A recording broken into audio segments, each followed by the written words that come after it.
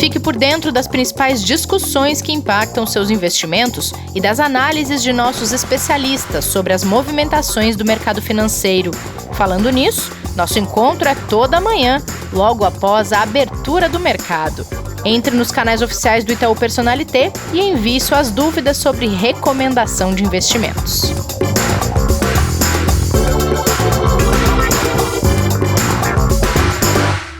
Olá, bem-vindas e bem-vindos ao Investidor em Foco desta terça-feira, 28 de julho de 2020. Olá, Kleber, tudo bem por aí? Bom dia, Rê, tudo bem e você? Tudo certo também.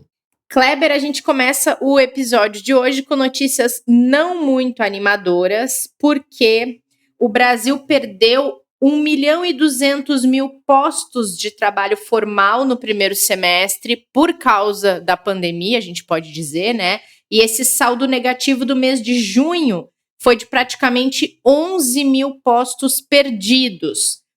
Tá dentro do que já se esperava, apesar de a notícia ser péssima de qualquer maneira? Tá sim, Rê. A notícia, obviamente, que ela é muito ruim, né? O fechamento de vagas, ele acabou sendo um pouco abaixo do teto de projeções que se tinha, né? A mediana ali ficou, que era de 195 mil, ele acabou ficando um pouco abaixo, mas quando a gente olha pro todo, foi o número que você passou que mais chama atenção e preocupa muito, né? Que é quase 1.200.000 postos de trabalho que foram perdidos no primeiro semestre, né? Segundo o CAGED, né? Que é o cadastro ali de empregados e desempregados que a gente tem como referência. E alguns dados são interessantes a gente passar, né? Aqui no mês de junho, a gente teve a perda de quase 45 mil vagas no setor de serviços, tá? E no comércio a gente teve quase 17 mil vagas sendo fechadas. Então a gente olha ali até para a agropecuária como um ponto que a gente sempre vem falando que vem sofrendo muito menos com a questão da pandemia, né? A agropecuária abriu quase 37 mil vagas. Então a gente vem sentindo muito esse desequilíbrio, né? A construção civil também abriu 17 mil novas vagas. Serviço vem sofrendo muito, né? A construção civil Comércio. Vem dando alguns sinais de recuperação, a agropecuária vem se mantendo até que equilibrada. E quando a gente olha para o comércio começou a diminuir o número de vagas fechadas. Continua fechando vagas, ainda é uma situação muito complicada, mas com essa reabertura das atividades diminuiu um pouco o saldo negativo, né? Mas sem dúvida que é um dado que preocupa demais, porque mexe diretamente com as famílias, com as rendas das pessoas, né? E a gente vai precisar realmente torcer para que essa retomada da atividade aconteça o quanto antes, obviamente que de forma equilibrada com a questão da saúde, para a gente melhorar esses números que estão bem ruins mesmo. E tem um agravante, né, Kleber? O fato, São Paulo é um exemplo que as atividades elas estão sendo parcialmente retomadas, porém, existe uma estabilidade do contágio e do número de mortes às semanas num nível muito alto. Não existe uma queda dos números do coronavírus na população. E isso tem feito com que muitas pessoas não sigam essa orientação da reabertura e não procurem estabelecimentos ou serviços, continuem mantendo o seu isolamento social. E tem muita gente que tem o comércio, principalmente serviço de restaurante, bar, que trabalha com comida, que é mais difícil esse controle do distanciamento entre as pessoas e tudo mais, que está tendo mais prejuízo com a abertura, sendo que as pessoas não estão frequentando, do que quando eles estavam fechados, mantendo só a entrega, né? É um paradoxo que a gente acaba vendo, pelo menos aqui em São Paulo. A gente tem uma amiga que tem um restaurante, por exemplo, aqui em Perdizes. O que acontece no caso dela? Ela estava mantendo um serviço de delivery, só que para ela reabrir o estabelecimento dentro das normas, o gasto dela é muito maior. Mas as pessoas ainda não estão sentindo uma plena segurança de frequentar. Então, ela está tendo um gasto maior, mas ela não está tendo um faturamento equivalente a esse gasto maior. Então, é um momento bem delicado para quem tem esse tipo de negócio, né? É o mesmo efeito que vem acontecendo com as academias, que é total prestação de serviço, né? Exatamente. E as academias investiram um valor, principalmente as grandes redes, né? Um valor muito alto para poder atender todos os protocolos, como deve ser mesmo. com abertura de até 30% da capacidade, e eles não estão atingindo os 30% da capacidade na maioria das unidades, porque as pessoas estão preocupadas, ainda as pessoas estão com medo, né? Então é realmente o que você falou, você acaba aumentando o custo e a receita não necessariamente volta. Temos meses ainda pela frente, né, Kleber? Sim, bastante trabalho pela frente aí. E lá fora, também está sendo um dia um pouquinho mais preocupante para o investidor. Ontem a gente teve um dia muito positivo, principalmente aqui no Brasil, né? E a expectativa fica em torno lá no cenário internacional do novo pacote de estímulos, né, que foi apresentado pelos republicanos nos Estados Unidos, de aproximadamente $1 trilhão de novos estímulos, já se antecipando com as críticas ou problemas que poderia ter com as opiniões dos democratas. Os republicanos apresentaram a pauta já com alguns critérios que não vão dar impasse em relação a essas discussões com os democratas, como, por exemplo, o auxílio de emergência aos desempregados. Eles já cortaram alguns benefícios, entre outras coisas, e o mercado está à espera desta aprovação para ver o que mais precisa agora no cenário americano, que é o quê? Um novo estímulo, dado que eles vão ter novos isolamentos, provavelmente em diversas regiões, exatamente pelo aumento de casos que vem acontecendo nas últimas semanas. Os Estados Unidos já supera 4.300.000 casos, mais de 150 mil vítimas, e assim como você falou daqui, os números lá continuam aumentando, né? Então, na expectativa desse novo estímulo, de mais liquidez para os mercados, um aumento de déficit aí, que provavelmente a gente deve ter dos cofres do próprio governo norte-americano, mas que eles entendem como necessários, né? E o Fed já disse que vai fazer o possível para injetar esses recursos para a recuperação da economia. Perfeito. Bom, gente, no episódio anterior a gente falou um pouquinho aqui sobre juros e inflação dentro da engrenagem da política monetária, como eles têm sido fundamentais nesse momento de crise, como todo mundo tem ficado um pouco mais familiarizado com esses termos e com como funciona essa política toda e essa engrenagem. Hoje a gente vai falar um pouquinho mais nesse assunto, porque estão sendo tomadas medidas pelos governos desde que a pandemia começou. E essas medidas, elas são responsáveis, sim, pelo sucesso ou não da recuperação das economias. Hoje, o professor Martim não pode vir porque ele está em férias e a gente fez questão de não incomodá-lo nessas férias, então ele vai ficar de fora essa semana. Na próxima semana ele já está de volta. Então eu convidei uma outra pessoa para vir conversar com a gente aqui no podcast para trazer um pouquinho mais desse funcionamento da engrenagem econômica para a gente explicar, já que isso interfere diretamente nos investimentos e em toda esse universo que a gente fala aqui no Investidor em Foco. Kleber Lopes, tudo bem? Prazer ter você aqui no Investidor em Foco. Muito obrigado pelo convite, Renata. Uma honra estar aqui, ainda mais assim, né? Tendo que, entre aspas, substituir o professor, não é nada fácil, né? Kleber, você devia ter feito uma voz diferente aqui para fazer as vezes do professor. Eu não posso fazer as vozes diferentes que eu gostaria de fazer aqui, senão depois Gente, o Kleber é um exímio imitador, mas a gente acha que ele vai ser demitido se ele imitar no podcast. Então não vai rolar. Vão editar, não vai ser legal, não, deixa assim. Mas vamos tentar explicar um pouquinho, né, vamos lá.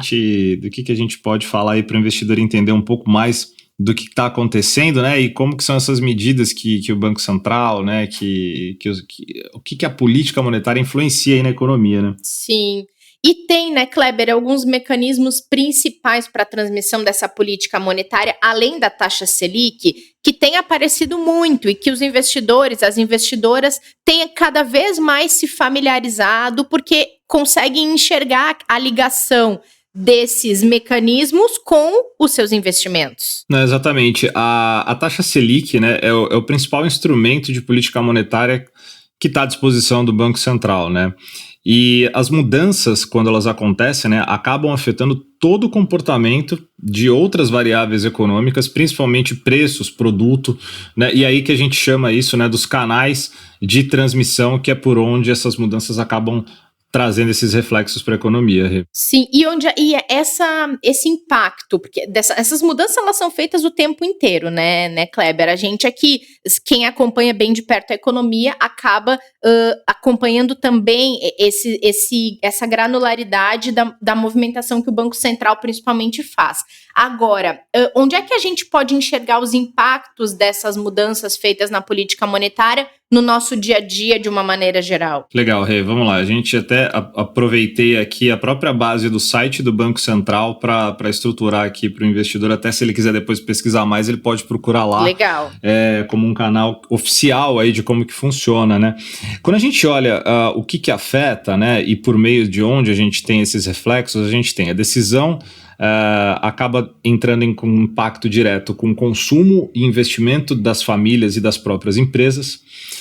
Depois a gente tem a taxa de câmbio, os preços dos ativos, o impacto direto no crédito e, por fim, a gente pode falar também do quanto ele influencia nas próprias expectativas de mercado. Essa parte das expectativas eu acho bastante bizarra, mas a gente já vai chegar lá e explica mais, Kleber, explica mais cada um desses aí.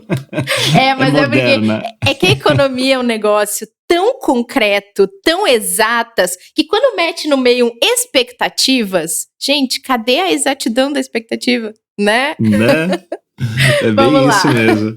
E aí, explicando um pouquinho mais, né? O canal de transmissão das taxas de juros para as decisões de consumo e investimento, né? É o canal que a gente pode chamar de mais conhecido da política monetária. Por quê? Vamos pegar um exemplo de, por exemplo, quando a taxa Selic ela é elevada, quando o Banco Central aumenta a taxa. O que acontece com isso?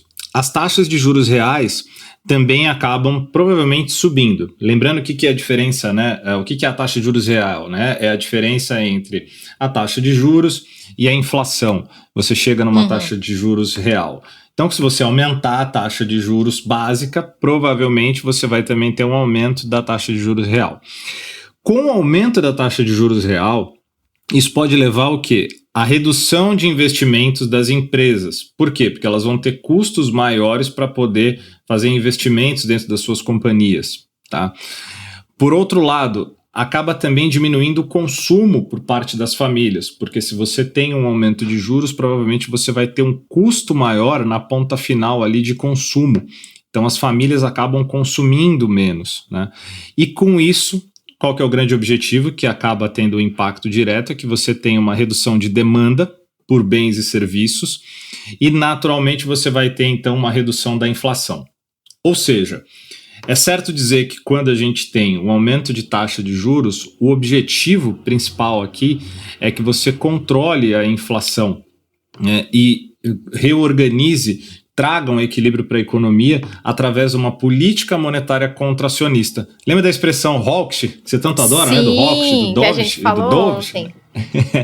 Então é aí que a gente tem, por exemplo, nesse caso, né, um reflexo direto do que seria uma política contracionista para controle de inflação. E o inverso também seria proporcional, que é para reativar, né, para melhorar a atividade econômica quando a gente tem a redução da taxa de juros. Que é o que acontece no momento em que a gente está vivendo, né? Exatamente. É uma política expansionista e que reduz a taxa e tem uma inflação controlada. Perfeito, isso mesmo. Tá. Bom, tem ainda a taxa de câmbio, que é um outro importante canal de transmissão da política monetária. A gente falou de taxa de câmbio naquele episódio que a gente fez exclusivamente sobre o dólar, mas não dentro desse contexto que a gente está falando hoje. Exatamente, é porque o dólar, sem dúvida, principalmente nas economias abertas, né, e aí, na verdade, a gente fala do dólar, né, mas a taxa de câmbio em si acaba tendo um impacto muito grande. Quando a taxa de juros sobe, a moeda doméstica acaba, né, no caso o real, ele tende a se valorizar, ou seja, o dólar acaba ficando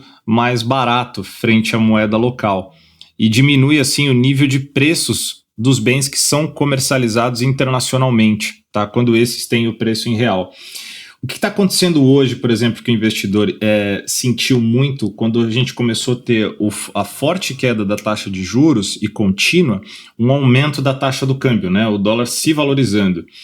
Esse movimento se dá pelo quê? Pelo que a gente chama de redução, né, de carry trade, ou seja, a diferença de juros dos Estados Unidos para os juros Brasil acaba ficando muito pequena e aí a nossa atratividade diminui.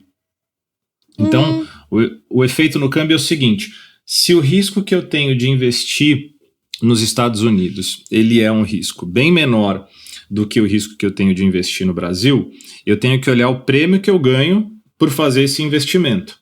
Então, vale a pena eu investir com esse diferencial de juros que eu tenho pelo risco calculado no Brasil ou nos Estados Unidos? Se esse prêmio diminui muito, o que o investidor faz? Eu não vou ficar correndo risco aqui em reais no Brasil para ganhar uma taxa de juros que hoje não paga esta minha conta, segundo a minha análise. Entenda que quem está falando é o investidor, né? Investidor institucional, e os grandes fundos, etc. Então, você tem uma saída, né? Uma fuga de recursos para o dólar, porque não tem mais atratividade dentro dessa moeda, no caso real. Então, a gente tem uma saída muito grande de moeda e, por isso, a gente tem um impacto muito forte. Se somou a esse movimento o risco global de tudo que a gente está vivendo. Então, por isso que o movimento no câmbio foi muito grande. Mas mesmo num cenário em que a gente não tivesse uma pandemia, não tivesse uma crise como a que a gente está tendo, uma redução de juros faria realmente com que a gente tivesse a possibilidade de desvalorização do real como a gente teve, e o inverso também, por isso do impacto da política monetária no câmbio. E esse exemplo que você trouxe, Kleber, também, ele explica muito da necessidade dessas notas de risco que os países recebem, né? Elas são levadas em consideração quando uma instituição ou um grande fundo decide investir ou não num país. Ele precisa saber o quão esse país é confiável, né? E aí a gente está falando de capacidade de pagamento das suas dívidas, né? Que é a grande análise que as agências de crédito fazem. Então, como o Brasil apresenta um risco de não pagamento, claro que é pequeno, mas ele apresenta um risco de não pagamento maior do que, por exemplo, os Estados Unidos. Então, se eu tenho cada vez menos juros, cada vez menos prêmio para investir no Brasil, ele se torna menos atrativo. Claro. Bom, você estava falando dessa relação do câmbio, mas o câmbio também pode influenciar na inflação, né, Kleber? De que maneira isso acontece? É bem interessante. A taxa de câmbio, ela acaba afetando a inflação por 2 meios, tá? O primeiro é a redução dos preços de bens de consumo que são importados e dos insumos que são utilizados na produção desses bens, que a gente pode colocar aqui como as matérias-primas, né? E o outro efeito ocorre por meio da demanda agregada. Então, o dólar mais barato, ele acaba desincentivando as exportações e acaba estimulando as importações. Então, com isso, a gente tem uma demanda por bens domésticos menor e acaba reduzindo a pressão sobre o nível de preços. Então, o dólar mais baixo, ele acaba incentivando a importação e não é benéfico ao produtor local, né? Porque ele acaba realmente tendo, numa avaliação, você imagina o seguinte: se eu tenho um bem similar para comprar com produção local e com produção internacional, eu posso importar por um preço muito barato, provavelmente eu vou beneficiar aquele produto internacional. Vamos lembrar de uma historinha recente que a gente viveu, e aí, fugindo até um pouco de Brasil, mas o efeito para a economia é o mesmo, que é a guerra comercial entre China e Estados Unidos, lembra? Então, os Estados Unidos dizendo que iriam taxar cada vez mais, aí a gente não está falando diretamente ligado a câmbio, né? Mas depois a gente teve o reflexo, sim, no câmbio, que era o quê? Os Estados Unidos falou, não, eu vou taxar os produtos porque eu estou tendo um problema de produção interna, onde os americanos estão consumindo mais produtos chineses do que americanos. Sim. E isso vai acabar atrapalhando muito a minha questão da indústria aqui, da minha produção local. Então isso teve um impacto, por quê? Porque daí a China, para fazer uma retaliação, acabou mexendo com a moeda e desvalorizando a moeda deles, né? Tornando os produtos mais baratos ainda para os americanos, mesmo que eles tivessem taxa. E aí isso é só um pedacinho ali do que foi a guerra comercial, né? Exatamente do quanto isso é importante e o quanto isso impacta. Então, se você o câmbio ele é muito relevante para a economia. Claro, quando nós estamos aqui na ponta pessoal, né, olhando para o que a gente gostaria de consumir, a gente gostaria de um câmbio cada vez mais barato. Mas para a economia local ele pode ser realmente muito prejudicial, dependendo do cenário. Sim. A gente falou antes ali da diferença da política contracionista para expansionista. A gente está vivendo um momento de política monetária expansionista, né, com essa redução nas taxas e tudo mais. E que impactos teria na política contracionista que já foi vivida pelo Brasil não faz muito tempo, né, Kleber? Não foi. A política monetária ela atua também por meio de variações que a gente fala, né, na riqueza dos agentes econômicos. Isso muito por causa das alterações que a gente tem nas taxas de juros, tá? Ou, no caso, na taxa de juros básica, principalmente aí a Selic, tá? Então, por exemplo, um aumento das taxas de juros, né, acaba desestimulando a atividade econômica e principalmente impacta no lucro das empresas. Isso acaba provocando uma redução também no preço das ações. Por quê? Porque as empresas estão produzindo menos, investindo menos, obviamente com lucros menores, dificilmente ela vai ter uma valorização da sua ação no mercado. Tá? Então, essa redução de valor de riqueza financeira também das famílias e empresas acaba desestimulando o consumo e até planos de investimentos futuros, né?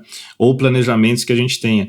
Então, a política contracionista, ela não é interessante a longo prazo, ela é realmente uma medida que, quando a gente olha, ela é super importante em alguns casos para que você tenha um controle e um equilíbrio da economia, mas ela provoca esses impactos, né, que a gente viveu muito aqui, né?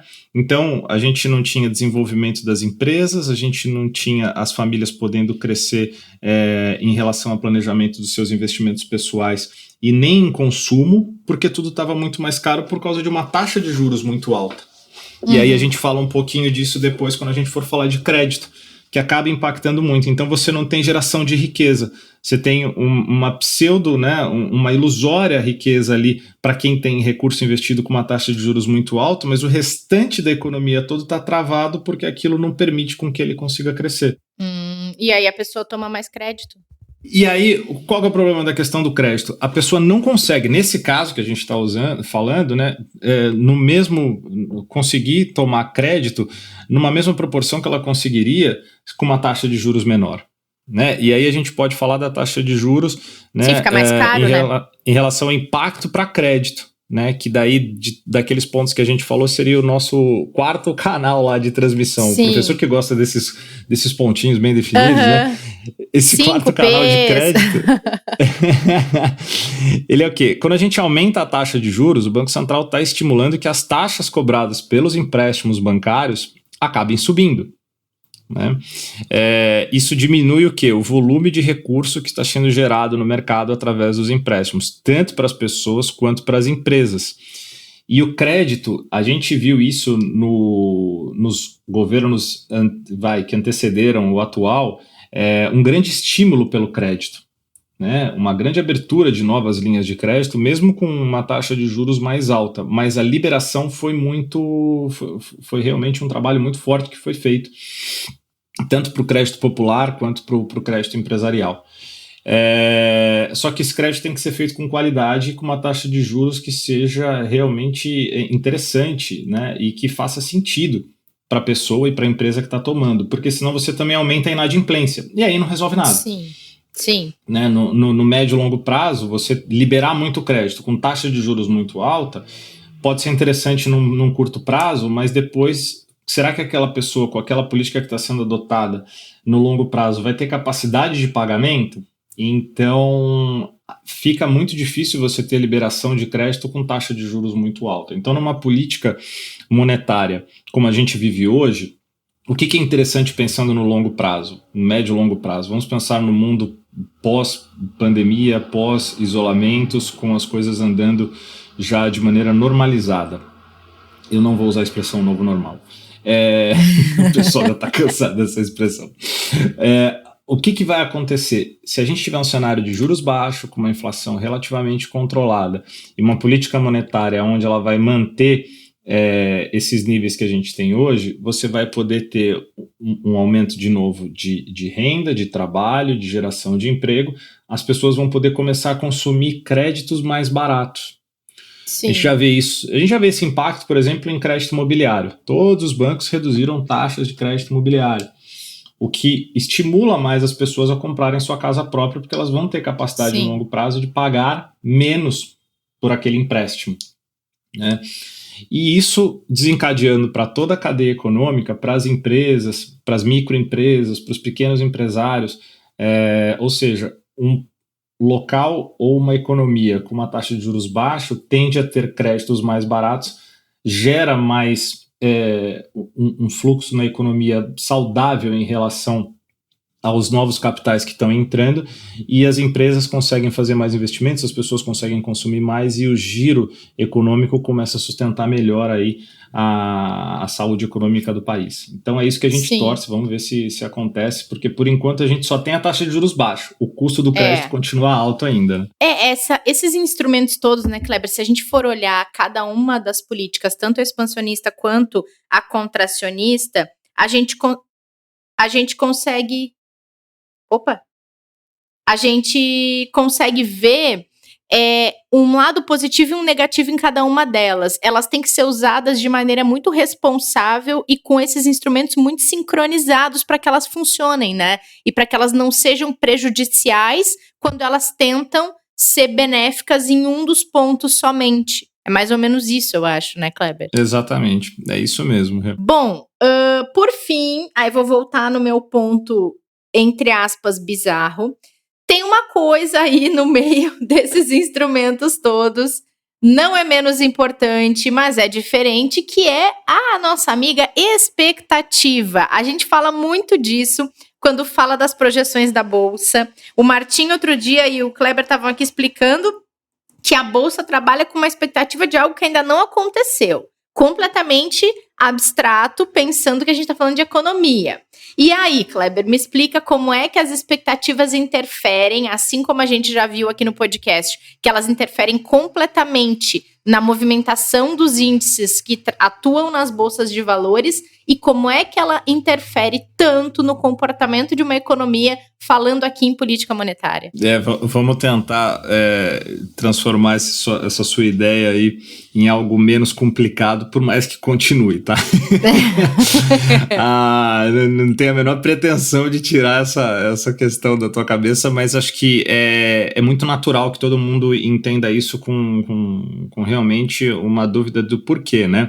Mas o canal de expectativa que a gente chama é muito relevante também em relação à política monetária, porque quando a gente altera a taxa de juros, essa ação do Banco Central pode mudar exatamente as expectativas quanto à evolução da economia. Ou seja, muito do que a gente já está falando aqui desde o início do bate-papo de hoje, tá? Mas, por exemplo, vamos pensar no cenário atual, tá? Ao reduzir a Selic para estimular a atividade econômica, uma vez que a gente tem uma inflação em níveis baixos hoje, né? E o que a gente chama de inflação comportada, ela está relativamente controlada, o Banco Central está sinalizando um nível de atividade mais forte e mais expansivo, não apenas para agora, mas principalmente para o futuro. Tá? Voltando até no ponto anterior do crédito, vou usar só isso como um exemplo. Se eu tiver um crédito mais barato no longo prazo, eu posso ter um volume maior de pessoas e empresas captando recursos a um custo menor, gerando mais capacidade de investimento e de consumo. Então, o movimento que eu faço hoje gera essa expectativa futura. Então, por exemplo, as famílias e empresas podem acreditar exatamente nisso, tendo uma capacidade melhor aí lá na frente, se for mantida essa política monetária, e isso é muito importante dizer, porque no meio do caminho ela pode sim acabar sendo alterada, tá? Sim. E como resultado, nesse caso, né, os preços definidos hoje, é possível que no médio e longo prazo eles acabem aumentando. Então, o que acontece? Uma vez que os agentes sabem que as condições econômicas futuras vão permitir possíveis aumentos, né, maiores de preços, dado o aumento provável da demanda que vai acontecer. Ou seja, as pessoas vão ter mais recursos, vão ter mais capacidade de consumo, vai haver mais investimento, logo a gente deve ter um aumento da demanda. Se aumentar a demanda, dependendo da capacidade produtiva, você pode ter um aumento de preços. Beleza? Então, assim, quando a gente olha para isso, os choques de custo na economia tendem a se propagar e a gente acaba tendo o quê? O efeito inflacionário. Aí é o contrário do que a gente tem hoje. Entendi. Né? Essa propagação que a gente chama, né, na literatura econômica, né, que os grandes literários econômicos colocam, né, são os efeitos secundários, ou que eles chamam de segunda ordem. Então,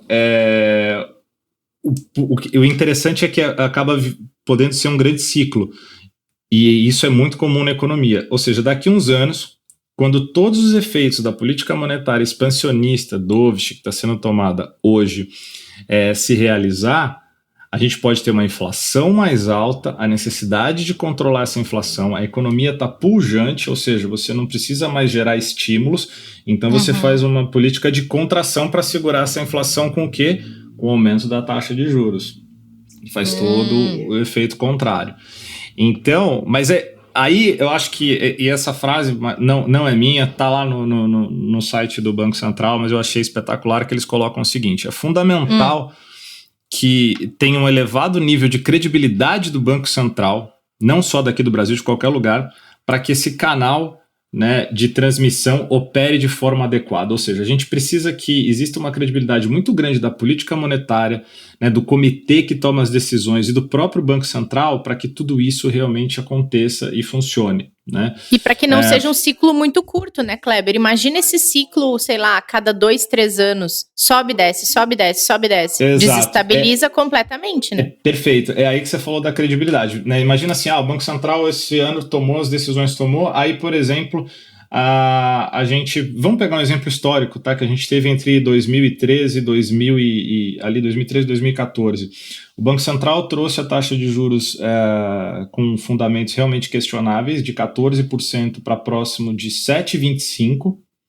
Salvo engano, foi exatamente essa taxa, num período muito curto, e na mesma velocidade ele viu que não teria como sustentar aquilo, porque a economia não dava subsídios para aquele nível de juros.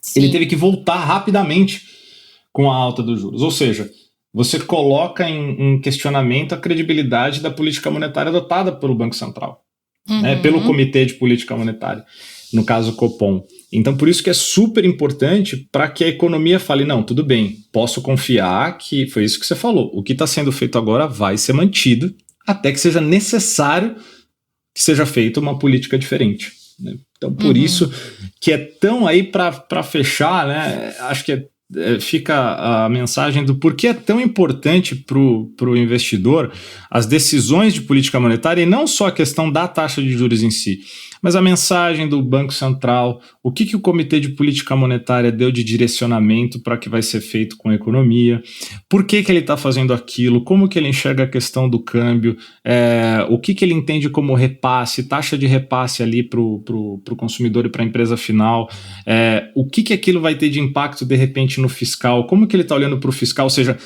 tudo isso, né, que a gente faz de avaliação quando tem uma reunião de política monetária, que a gente traz até o economista aqui, por exemplo, para falar com a gente, né, o Rachu, é exatamente pensando em, bom, vamos avaliar se tudo que ele está falando tem coerência, está correto e deve ser o melhor realmente para a economia. Ou seja, é muito mais do que só uma decisão de juros, né? A gente fala ali de uma maneira um pouquinho mais resumida, mas tem muita coisa em volta.